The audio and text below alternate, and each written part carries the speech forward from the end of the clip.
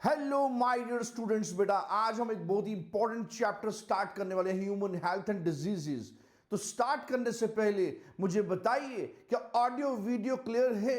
Welcome to this batch NEET Medhavi 2.0। अब start करते हैं आज का chapter, that is human health and diseases. बहुत ही इंपॉर्टेंट चैप्टर है। स्टार्ट करने से पहले मैं आपको बताना चाहूंगा, we are starting with class 12th, that is zoology part. और अगर हम क्लास 12th में देखें, क्लास 12th में देखिए हम कौन कौन से चैप्टर्स पढ़ेंगे। क्लास 12th में कौन कौन से चैप्टर्स पढ़ेंगे? क्लास 12th में हम सबसे पहले पढ़ेंगे human health and diseases. Human health and diseases बहुत ही इंपॉर्टेंट चैप्टर है और यहां से कई क्वेश्चंस आते हैं। और बेटा बहुत सारे ऐसे बच्चे हैं जो 2-3 क्वेश्चंस या 1-2 क्वेश्चन अटेम्प्ट कर पाते हैं, बाकी के क्वेश्चंस अटेम्प्ट नहीं कर पाते। इस चैप्टर को बहुत अच्छे से समझना है बेटा। ह्यूमन हेल्थ एंड डिजीजेस के बाद जो हम पढ़ेंगे that is biotechnology. Biotechnology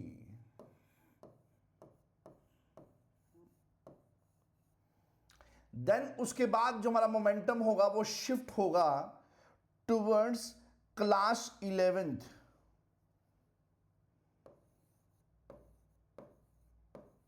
towards class 11th। Then फिर हम क्लास 11 के कुछ इंपॉर्टेंट चैप्टर्स पढ़ेंगे, जैसे कि सबसे पहले हम पढ़ेंगे एनिमल किंगडम के बारे में।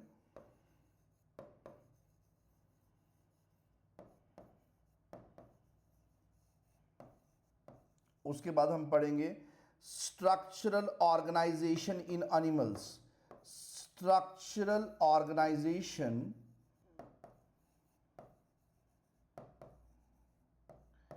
इन एनिमल्स, यानी कि हम एनिमल हिस्टोलॉजी के बारे में पढ़ेंगे और कुछ एनिमल्स के बारे में पढ़ेंगे, ठीक है, उनके स्ट्रक्चर्स के बारे में पढ़ेंगे बेटा। उसके बाद फिर हम पढ़ेंगे सेल बायोलॉजी में बायोमॉलिक्यूल्स पढ़ेंगे।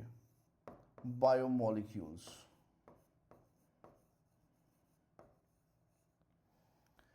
बायोमॉलिक्यूल्स के बाद हम पढ़ेंगे ह्यूमन फिजियोलॉजी। हम पढ़ेंगे ह्यूमन फिजियोलॉजी।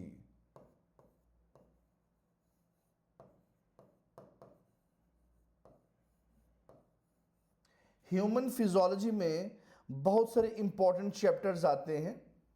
ह्यूमन फिजियोलॉजी में बहुत इंपॉर्टेंट चैप्टर्स आते हैं, ठीक है।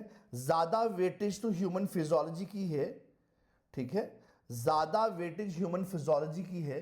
सबसे पहले इसमें हम पढ़ते हैं रेस्पिरेटरी सिस्टम। एक समय होता था जब इसमें पहला चैप्टर होता था डाइजेस्टिव सिस्टम।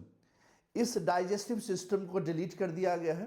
अब पहला जो चैप्टर है that is respiratory system, that is gaseous exchange in animals. NCERT में लिखा होगा gaseous exchange in animals, that is respiratory system के बारे में पढ़ेंगे, ठीक है, that is gaseous exchange in animals, ठीक है। उसके बाद बेटा जो नेक्स्ट चैप्टर आता है that is body fluids and circulation. याद रखिएगा, body fluids and circulation. Body fluids and circulation, ठीक है। बॉडी फ्लूइड यानी कि ब्लड के बारे में पढ़ेंगे, प्लाज्मा के बारे में पढ़ेंगे, लिम्फ के बारे में पढ़ेंगे। उसके बाद हम पढ़ेंगे बेटा कुछ important structures, that is heart के बारे में, ठीक है, और भी कुछ इसकी क्लिनिकल सिग्निफिकेंसीज के बारे में पढ़ेंगे। उसके बाद बेटा जो इंपॉर्टेंट चैप्टर आता है that is excretory. Excretory system. Excretory system, ठीक है। और एनसीईआरटी में दिया होगा नाइट्रोजीनियस वेस्ट एलिमिनेशन, ठीक है। उसके बाद जो इंपॉर्टेंट चैप्टर आता है that is movement and locomotion. Movement and locomotion, इस चैप्टर में बेसिकली हम बोन्स के बारे में पढ़ेंगे और मसल्स के बारे में पढ़ेंगे, डिफरेंट काइंड्स ऑफ मसल्स के बारे में पढ़ेंगे, ठीक है। उसके बाद एक और इंपॉर्टेंट चैप्टर आता है, that is nervous system. Nervous system, इसमें हम नर्व सेल के बारे में पढ़ेंगे, कंडक्शन सिस्टम पढ़ेंगे, ब्रेन के बारे में पढ़ेंगे। हाँ, एक समय था जब रिफ्लेक्स आर्क, रिफ्लेक्स एक्शन हम पढ़ा करते थे, वो आजकल सिलेबस से डिलीट कर दिया गया है एनटीए द्वारा। अब बेटा अगला जो चैप्टर हम पढ़ेंगे दैट इज एंडोक्राइन सिस्टम। हम पढ़ेंगे endocrine system, that is chemical control and integration, ठीक है। Chemical control and integration, that is endocrine system, यानी कि हार्मोनल सिस्टम। अब बेटा जब आपकी क्लास 11th आपकी खत्म हो जाएगी, यानी कि जूलॉजी पार्ट खत्म हो जाएगा, फिर वापस हम आ जाएंगे क्लास 12th पे, फिर वापस हम आएंगे क्लास 12th पे आ जाएंगे, ठीक है। क्लास 12th के कुछ इंपॉर्टेंट चैप्टर्स पढ़ेंगे, जो बचे हुए चैप्टर्स होंगे।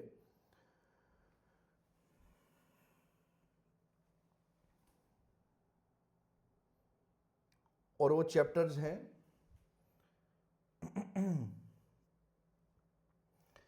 चैप्टर्स हैं इवोल्यूशन।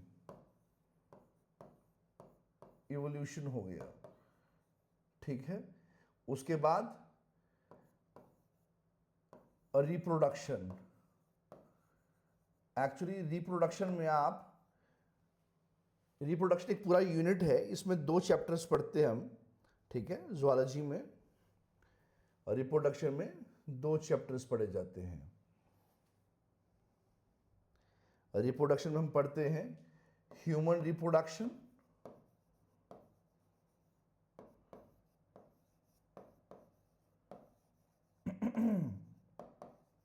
और इसमें पढ़ते हैं रिप्रोडक्टिव हेल्थ, और पढ़ते हैं रिप्रोडक्टिव हेल्थ। तो इस तरह से ये पूरा सिलेबस आपका जो है जूलॉजी का है, जो नीट मेधावी 2.0 में पढ़ाया जाएगा। तो स्टार्ट कर रहे हैं हम with very very important chapter, that is human health and diseases. Human health and diseases, यहां तक क्लियर हुआ? मुझे जल्दी से बताइए क्या यहां तक क्लियर हुआ? तो बेटा स्टार्ट करते हैं very very important chapter, that is human health and diseases. Human health and diseases.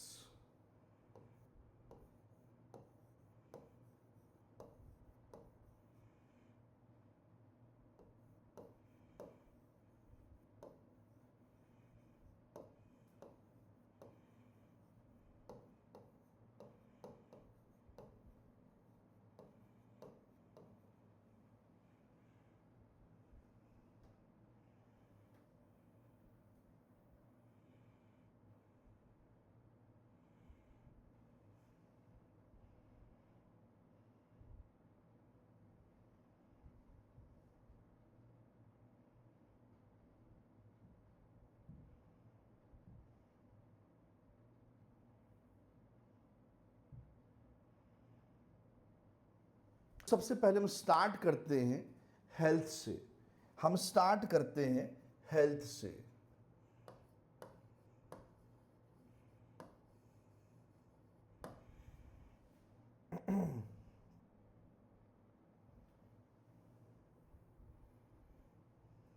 ये हेल्थ क्या है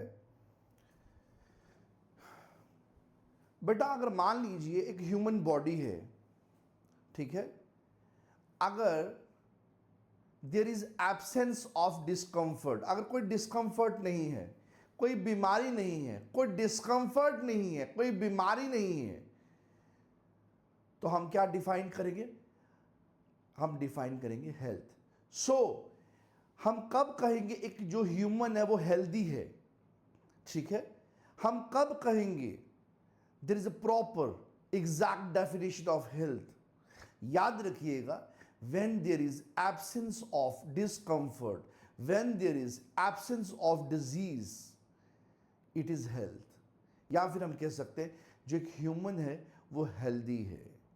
वैसे तो बहुत सारी डेफिनेशंस हैं अकॉर्डिंग टू WHO, ठीक है, बहुत सारी डेफिनेशंस दी गई हैं, एन नंबर ऑफ डेफिनेशंस हैं, बट आपके लेवल पे देखिए बस इतना सा याद रखिएगा, अगर हमें हेल्थ को डिफाइन करना है या बताना है जो ह्यूमन है वो हेल्दी है, ठीक है, या फिर हेल्थ को अगर डिफाइन करना है, याद रखिएगा when there is absence of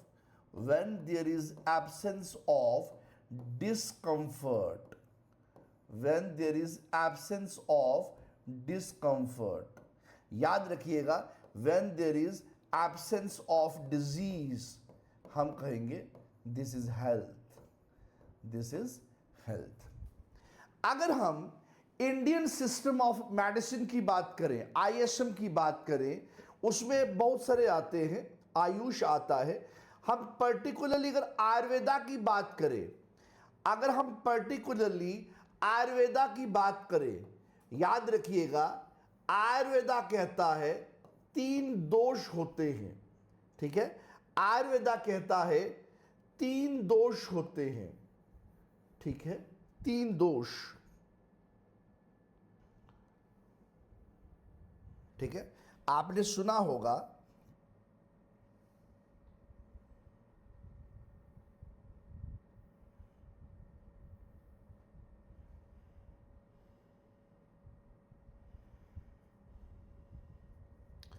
वात, पित्त, ठीक है, एंड कफ, ये 3 दोष हैं, ठीक है। अगर हम बात करें हिपोक्रेट्स की, याद रखिएगा बेटा, हिपोक्रेट्स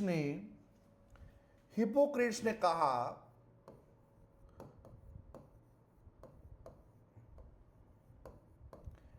जो ह्यूमन बॉडी है उसमें बैलेंस है, अगर ये 4 फ्लूइड्स जो हैं इनमें बैलेंस मेंटेन्ड है, याद रखिएगा वो 4 फ्लूइड्स क्या हैं, याद रखिएगा 4 फ्लूइड्स।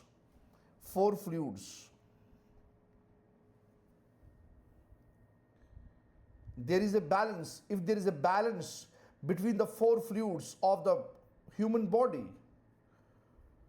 4 fluids,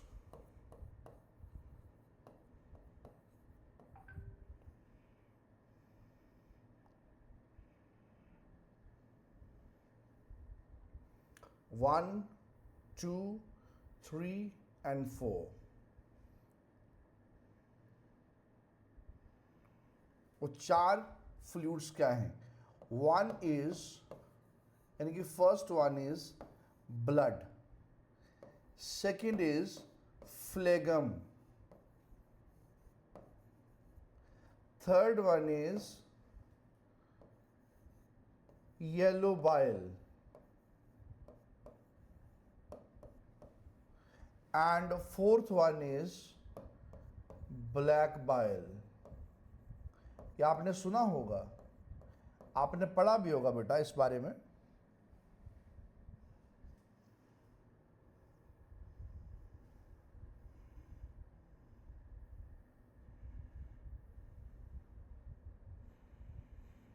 ठीक है, इस तरह की ये 4 क्या हैं? फ्लूइड्स हैं।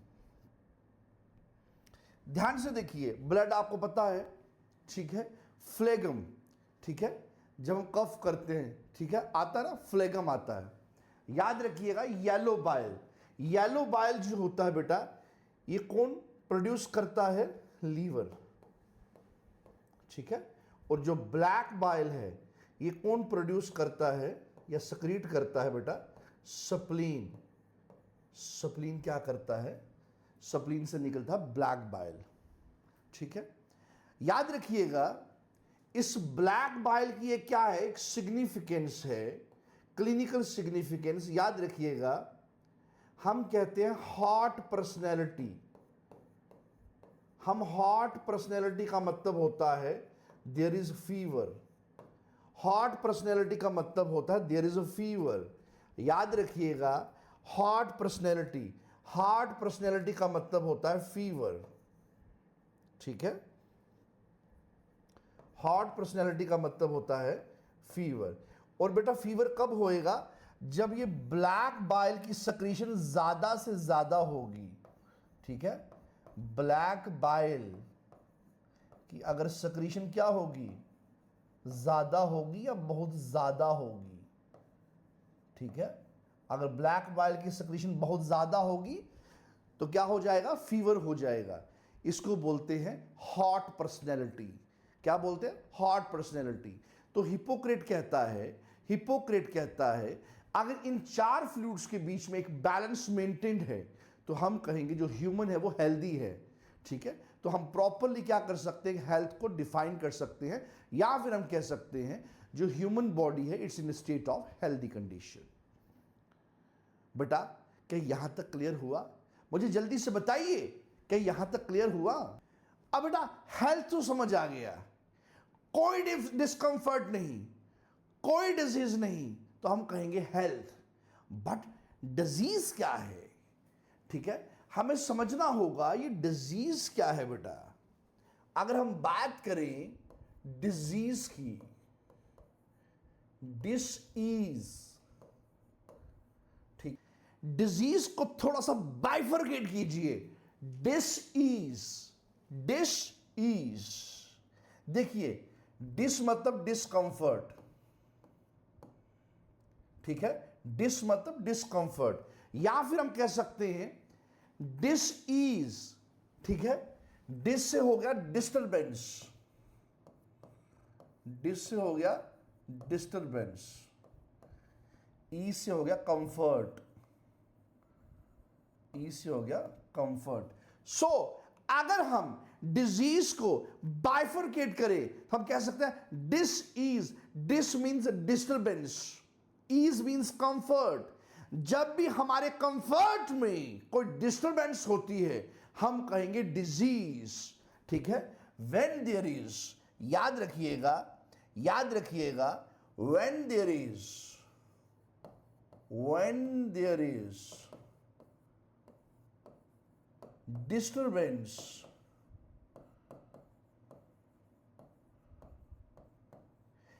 in human comfort, क्योंकि हम ह्यूमन के रेस्पेक्ट में बात कर रहे हैं, इन ह्यूमन कंफर्ट या इन आवर कंफर्ट, तो हम कह सकते हैं there will be a disease, there will be a disease. याद रखिएगा, there will be a disease.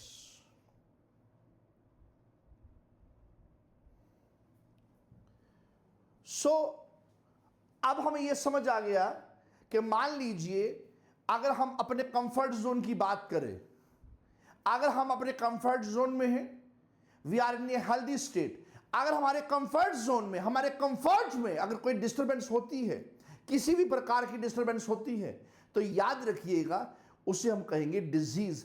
When there is disturbance in our या in humans comfort then we call it as a disease.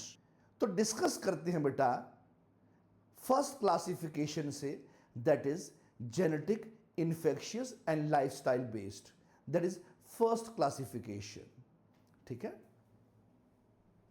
बात करते हैं classification की, बात करते हैं क्लासिफिकेशन की, बात करते हैं क्लासिफिकेशन की, classification of diseases.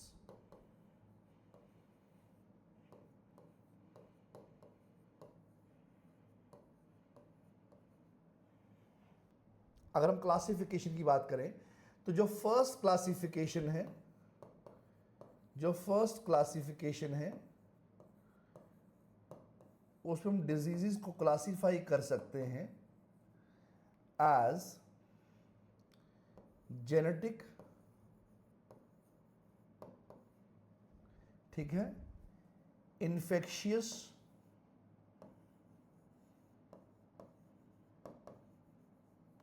And lifestyle based, and lifestyle based, ठीक है।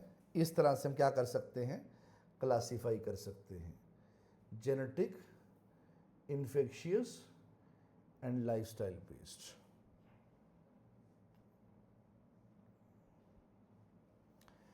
अगर बात करें जेनेटिक की, जेनेटिक डिजीजेस वो डिजीजेस हैं जो इनहेरिट होती है फ्रॉम पेरेंट टू ऑफस्प्रिंग। याद रखिएगा, जेनेटिक डिजीजेस जो होती हैं ये वो डिजीजेस हैं, ये वो डिजीजेस हैं जो इनहेरिट होती हैं, जो इनहेरिट होती है, inherited from parents to offsprings, from parents to offsprings, याद रखिएगा। ठीक है, जैसे कि अगर हम एग्जाम्पल की बात करें बेटा, तो बेस्ट एग्जाम्पल्स हैं haemophilia, haemophilia, then sickle cell anaemia, sickle cell anaemia. ठीक है, these are the best examples.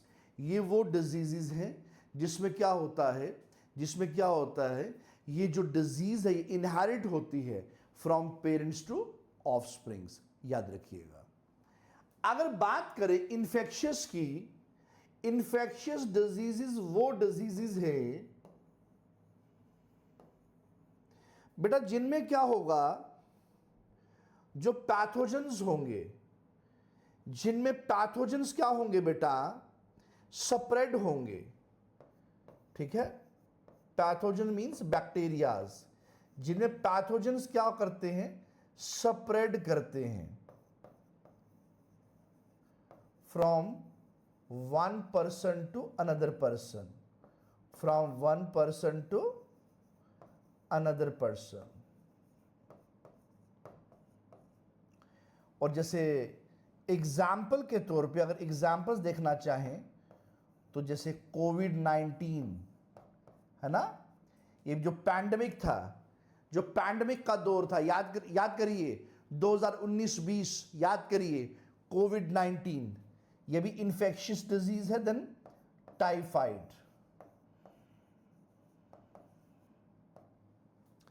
But बेटा याद रखिएगा ये जो जेनेटिक है, why genetic, why infectious, genetic इसलिए बेटा क्योंकि म्यूटेशन हुई, याद रखिएगा, क्योंकि क्या हुई, म्यूटेशन हुई, याद रखिएगा, due to mutation, due to mutation. ठीक है, वाई इन्फेक्शियस क्योंकि पैथोजेंस स्प्रेड हो रहे हैं from one person, from one person, from one person to another person, from one patient to another patient. अगर बेटा बात करें लाइफस्टाइल बेस्ड, लाइफस्टाइल बेस्ड जो डिजीजेस होती हैं, these diseases are basically due to, ठीक है, हमारे लाइफस्टाइल हैबिट्स। वो लाइफस्टाइल हैबिट्स क्या हो सकते हैं, हमारे ईटिंग हैबिट्स, ठीक है, ईटिंग हैबिट्स कहें, या फिर जो हम फूड इनटेक करते हैं, इवन कि हमारी जो सीडेंट्री लाइफ है या सीडेंट्री लाइफस्टाइल्स, ठीक है, याद रखिएगा हमारा जैसा रहन सहन है, हमारे हैबिट्स, हमारे फूड हैबिट्स यानी कि ईटिंग हैबिट्स, हमारे डेली रूटीन, लाइफस्टाइल, इसकी वजह से क्या हो सकती है बेटा, कुछ डिजीज़ हो सकती हैं, उसे कहते हैं लाइफस्टाइल बेस्ड डिजीजेस। और याद रखिएगा ये जो लाइफस्टाइल बेस्ड डिजीजेस हैं, इसमें आता है एग्जाम्पल के तौर पे डायबिटीज मेलाइटिस, डायबिटीज मेलाइटिस, याद रखिएगा डायबिटीज मेलाइटिस। ये डायबिटीज मेलाइटिस क्या है बेटा, याद रखिएगा ज़्यादा खाना और कम काम करना, यानी कि more eating and under working, more eating and under working. तो इस केस में एक सीरियस प्रॉब्लम हो सकती है, सीरियस डिजीज हो सकती है, that is a diabetes mellitus. बताइए क्या यहां तक क्लियर हुआ? क्या यहां तक क्लियर हुआ? जल्दी से बताइए बेटा। अगर हम थोड़ा सा रिकैप्चुलेट करें तो याद रखिएगा, disease, dis means disturbance, ease means comfort, when there is disturbance in our comfort that is disease. ठीक है, क्लासिफिकेशन, इसमें 3 क्लासिफिकेशन बताऊंगा। तो first classification is diseases are classified as genetic, infectious and lifestyle. Genetic means जब disease inherit होगी from parents to offspring due to mutation, याद रखिए due to mutation. Example haemophilia, sickle cell anaemia. Infectious वो diseases जिनमें pathogens क्या होंगे, spread करेंगे, ठीक है, from one patient, from one person to another person. कोविड-19 and typhoid are the best examples. और याद रखिएगा लाइफस्टाइल, लाइफस्टाइल में क्या है, these are diseases based on our lifestyle habits. याद रखिएगा जब हमारी habits, food, sedentary life, even sleep, ठीक है, ज्यादा सोना, ठीक है, याद रखिएगा स्लीप, ठीक है, जब इन वजह से, ठीक है, हमें कोई बीमारियां होती हैं that are lifestyle based diseases. याद रखिएगा habits, eating habits, food habits, sedentary lifestyle and even over sleeping, ठीक है, जब इस तरह के कोई कारण हो और बीमारी हो जाए उसे कहेंगे लाइफस्टाइल बेस्ड डिजीजेस। और बेटा इसमें बेस्ट एग्जांपल है डायबिटीज मेलाइटस, ठीक है, यानी कि more eating, more eating means over eating, more eating को आप कह सकते हैं ओवर ईटिंग। याद रखिएगा more means over eating and under working, जब ज्यादा खाते हैं और कम काम करते हैं उस केस में डायबिटीज मेलाइटिस हो सकती है। अब बेटा सेकंड क्लासिफिकेशन है that is genetic and congenital. Diseases को क्लासिफाई किया जा सकता है, second classification is genetic and congenital. देखते हैं ये सेकंड क्लासिफिकेशन क्या है।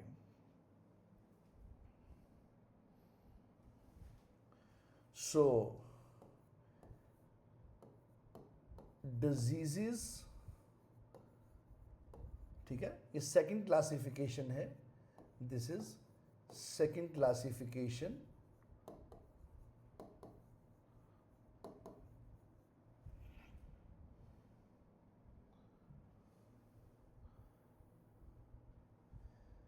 Diseases are also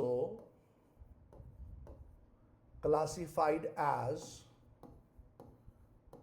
diseases are also classified as, ठीक है, याद रखिएगा जेनेटिक एंड कंजेनाइटल, है ना। कभी कभी आप वर्ड पढ़ते हो, जेनेटिक पढ़ते हो, कंजेनाइटल पढ़ते हो, इसका मीनिंग क्या है, ये किस तरह की डिजीजेस होती हैं।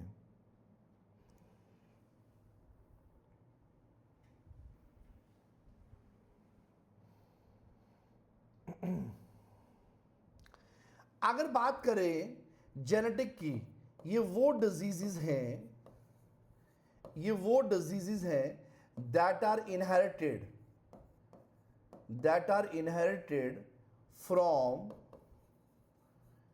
parents to offspring, from parents to offspring, याद रखिएगा from parents to offspring, ठीक है। when diseases are inherited from parents to offspring हम कहेंगे genetic diseases, ठीक है। म्यूटेशन हो सकता है कारण, due to defect in DNA, due to defect in chromosome. याद रखिएगा इसका कारण क्या है, कारण है due to defect in DNA कह सकते हैं, ठीक है, या फिर हम कह सकते हैं due to defect in chromosomes. आपको ये याद रखना होगा, due to defect in DNA या due to defect in chromosomes. तो जेनेटिक की मैंने आपको बहुत सारी एग्जांपल्स दी, ठीक है, जैसे कि हीमोफीलिया हो गया, सिकल सेल एनीमिया हो गया लास्ट स्लाइड्स में, ठीक है।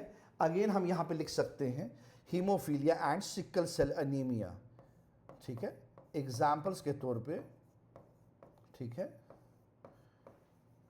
Haemophilia and sickle cell anaemia.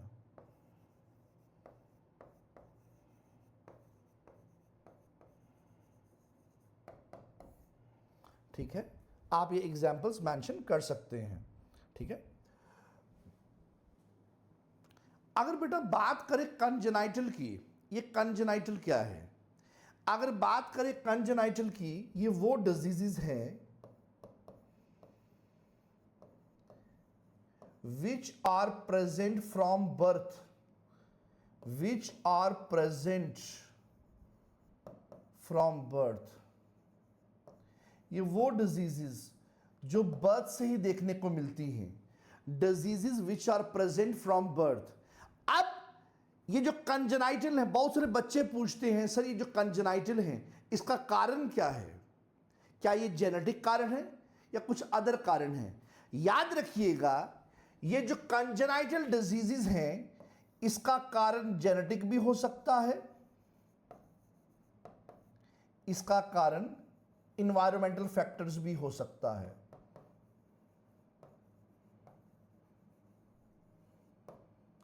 याद रखिएगा, जेनेटिक भी हो सकता है, इन्वायरमेंटल भी हो सकता है। ठीक है, यहां तक क्लियर हुआ? कुछ स्टूडेंट्स पूछ रहे हैं सर इन्वायरमेंटल में क्या हो सकता है?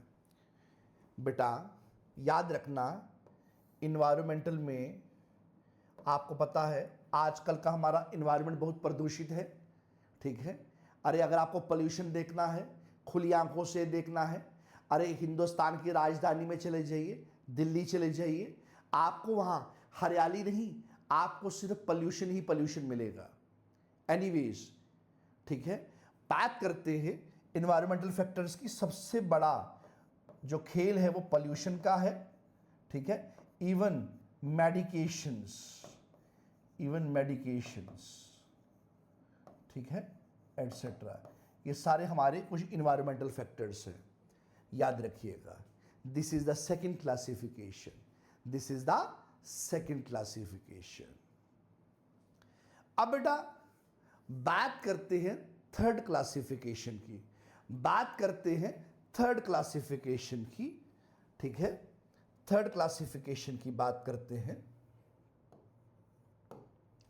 Diseases are also classified as, diseases are also classified as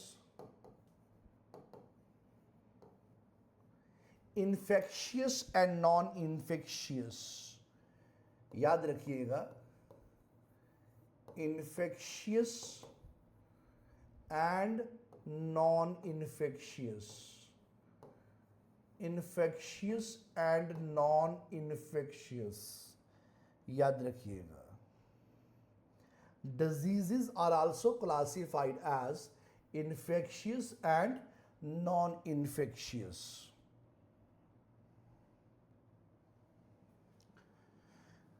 simple सी बात है, वो डिजीजेस जो सेपरेट होती है from one person to another person, that are infectious. जो सेपरेट ना हो, that are non infectious.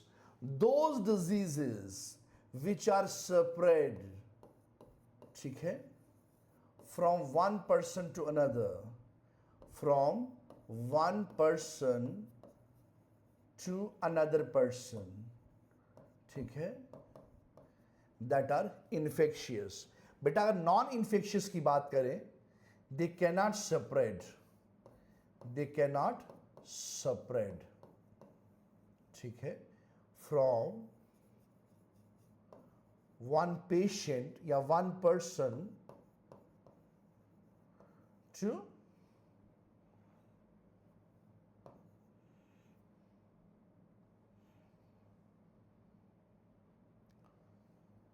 from one person to another person।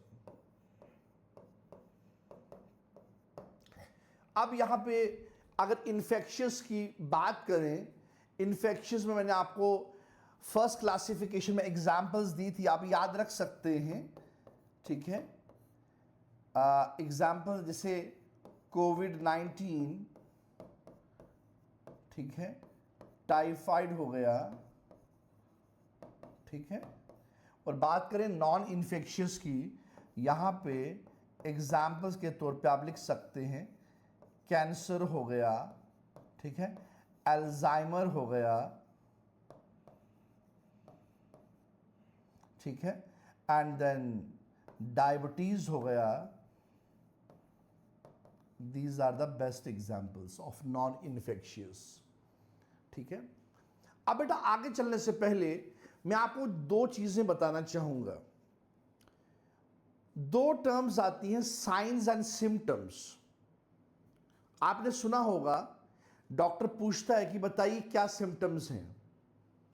आप जो बताते हैं, जो पेशेंट बताता है वो सिम्टम्स हैं, और जो डॉक्टर ऑब्जर्व करता है वो साइंस होते हैं।